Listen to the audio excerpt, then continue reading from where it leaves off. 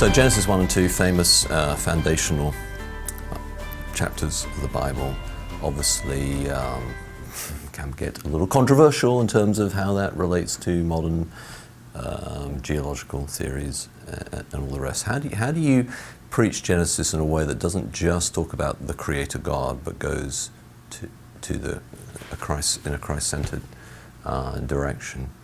And one way is to notice that in Genesis 3 you have the proto-evangelium, the foreshadowing of the gospel, in that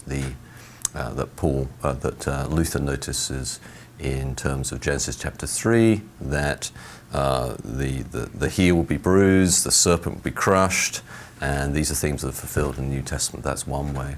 Another way, so there's a textual linchpin in the first few chapters of Genesis that you can point to, and the question that then asks with this textual linchpin, the question that then asks is, who is going to be this serpent crusher, right?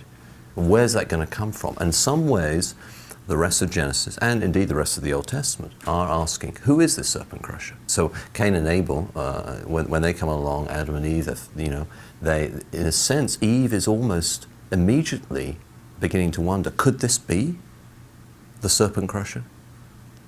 Because of this promise.